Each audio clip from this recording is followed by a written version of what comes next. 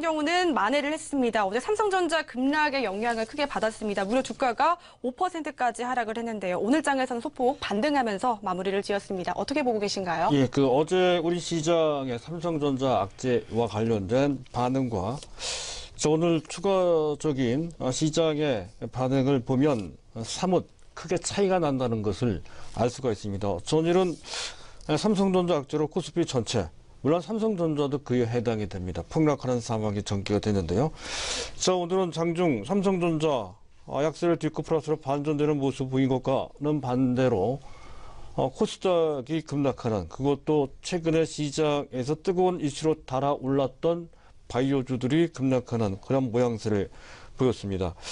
판도 측면에서의 변화도 있고요. 전체적으로 본다면 삼성전자 악재가 그러한 변화의 어떤 단초를 제공한 것이 아니냐 하는 생각을 충분히 할 수 있는 그런 대목입니다. 따라서 오늘 같은 날은 앞에서도 설명이 됐지만 삼성전자 보고서의 내용이 한정 어떤 의미를 갖고 있는 것인지, 또 그것이 코스닥의 신라젠과 관련된 그런 식으로 올라가는 일종의 광풍입니다. 이런 것 등을 우리가 어떻게 받아들이고 적응할 것인지에 대한 전반적인 검토를 좀 해봐야 될 것 같습니다.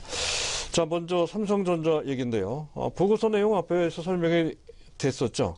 한 가지 더 첨언을 한다면, 지금 모건 스탠리의 보고서 내용 중에 삼성전자의 금년 대규모 설비 투자가 적시가 돼 있습니다.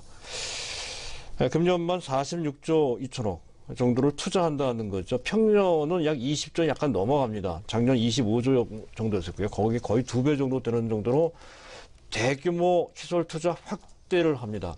그렇게 된다면 내후년 정도면 시설 확충 때문에 공급이 부족한 것이 아니라 오히려 공급이 과잉되는 그런 상태가 될 것이다라고 이제 언급을 하고 있다는 대목에 일단 주목을 해서 보실 필요가 좀 있겠습니다.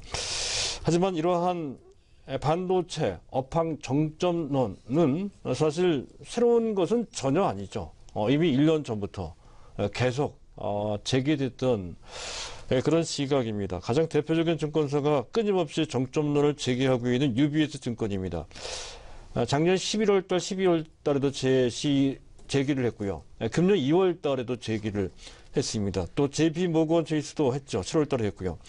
국내 증권사 유진투자증권 또 IBK 증권에서도 얼마 전입니다. 10월 달에 반도체 업황 정점론을 제기를 했다는 것이죠. 사실 그때는 삼성전자의 주가가 그렇게까지 크게 밀리지 않았습니다. 그런데 어제는 똑같은 현재 그런 내용의 그러한 보고서인데도 불구하고 우리 증시의 삼성전자의 주가가 급락하는 그런 모양새, 글로벌 시장 환경이 갑자기 나빠진 것도 아닙니다. 그럼에도 불구하고 삼성전자의 주가가 어제 급락했던 것, 또 그 간접적인 여파라고 볼 수 있습니다.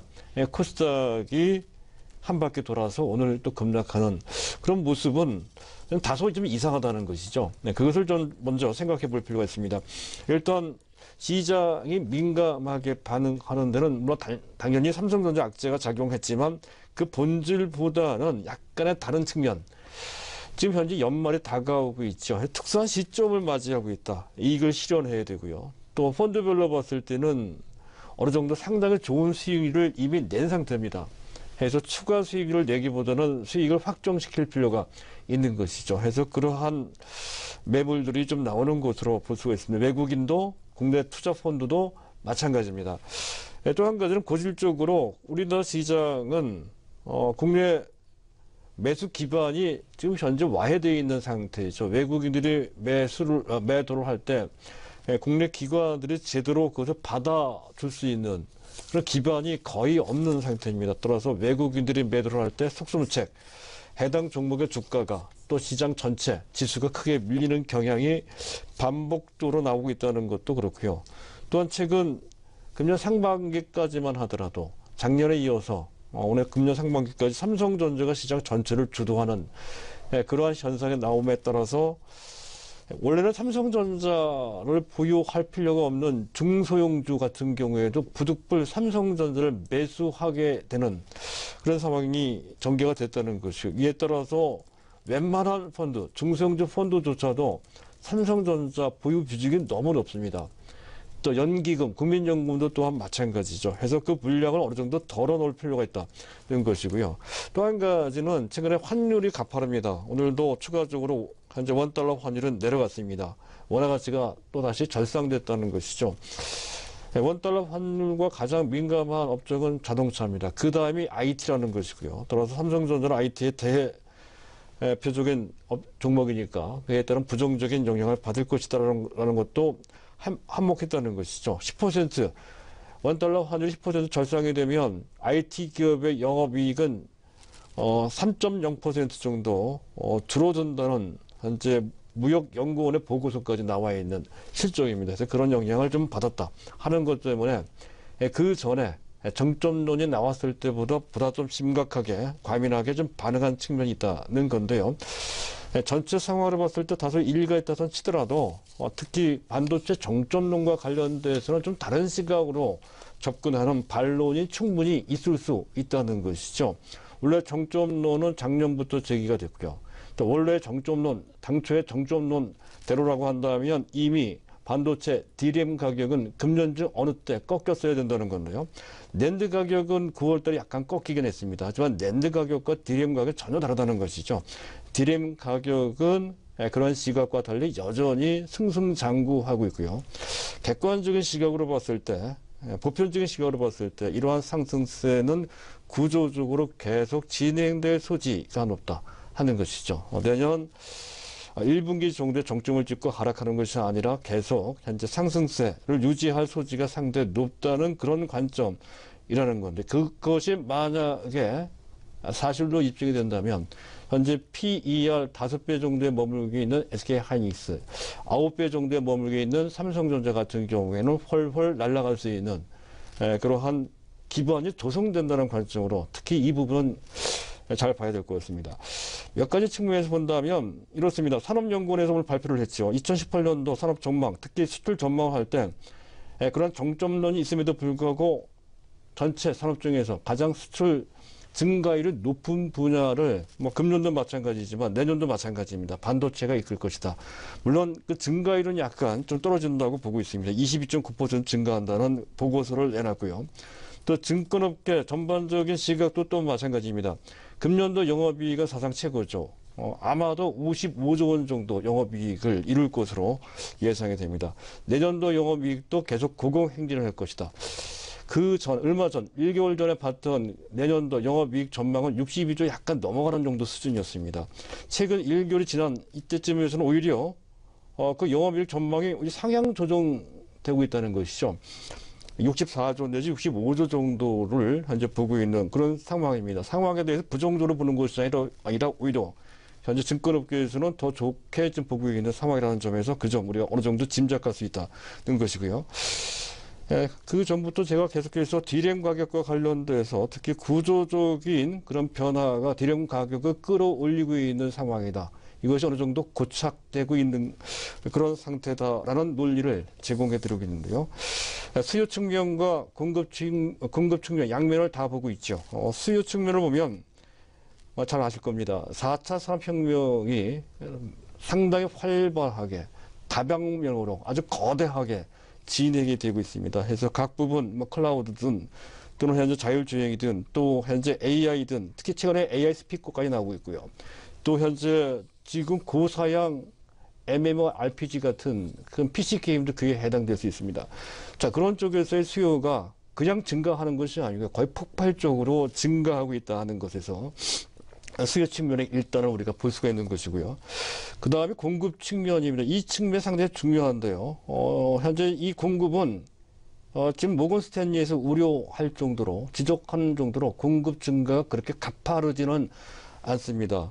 비트 그로스, 반도체 최소 단위 비트를 단위로 해서 환산한 공급량을 측정한 것입니다. 비트 성장률을 측정한 것인데요.